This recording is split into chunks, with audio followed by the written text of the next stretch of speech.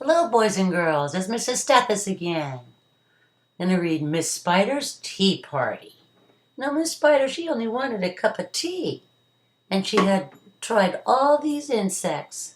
1 lonely spider, 2 beetles, 3 fireflies, 4 bumblebees, 5 rubber bugs, 6 ants, 7 butterflies. She tried inviting them all, but they didn't come.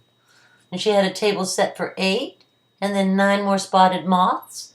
She had 10 tiny cups of tea, 11 insects, and then she finally got to eat 12 violets.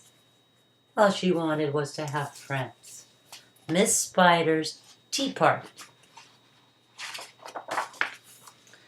One lonely spider sipped her tea while gazing at the sky.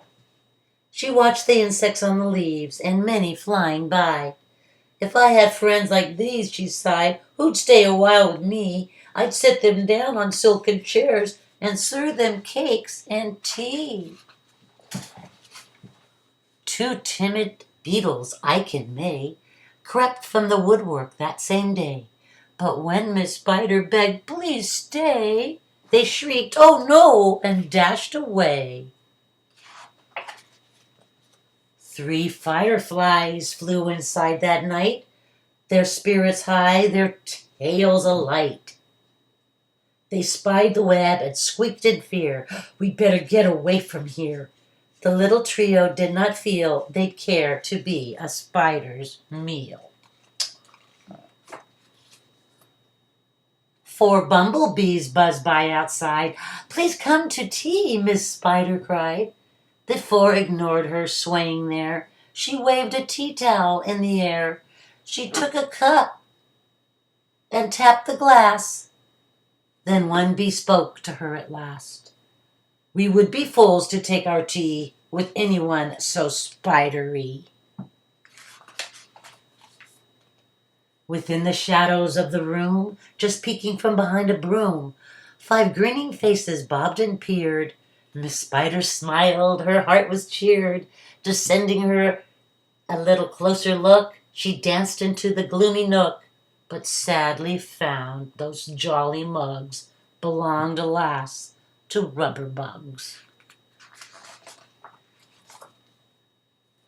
Some ants strode in, they numbered 6, but ants with spiders will not mix. She brewed them tea from hips of roses.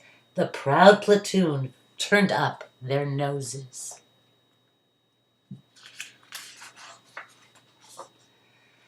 A fine bouquet concealed its prize of 7 dainty butterflies.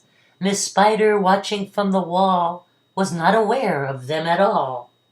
They are kind of hidden. 1, 2, 3, 4, 5, 6, 7. Took me a while.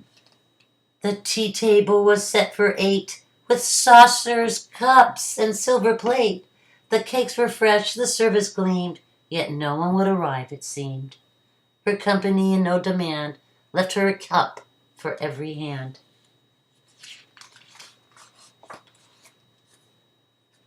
Nine spotted moths kept safe and warm in shelter from a thunderstorm. They stood beneath an open sash and watched the jagged lightning flash. Miss Spider dropped down on a thread, a silver tray above her head. She hoped to please them, but instead they flew away in mortal dread. Oh. They left me all alone, she cried. She dabbed her eyes and sadly sighed. It's plain no bug will ever stay. Her tears splashed down upon the tray.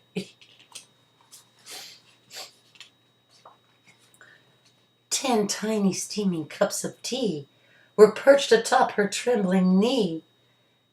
She sipped and sobbed, then heard a cough, and turned to see a small, wet moth. A fragile thing so soaked by rain, his wings too damp to fly again. She smiled and took a checkered cloth to cloak the frail and thankful moth. They talked and snacked on tea and pie until his tiny wings were dry. Then lifting him with tender care, she tossed him gently in the air.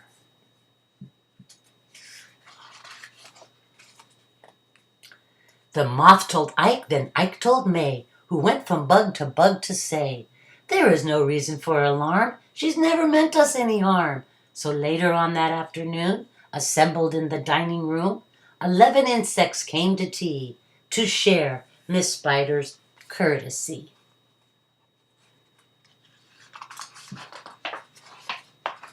"12 tender violets in a vase, presented at Miss Spider's place. Set by her chair, so neatly spun, she munched the blossoms one by one.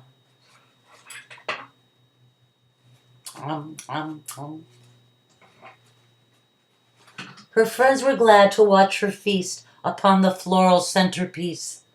It was a great relief to see she ate just flowers and drank just tea. Miss Spider's reputation grew. Before too long, our hostess knew each bug who crawled or hopped or flew, and all their lovely children, too." Great pictures.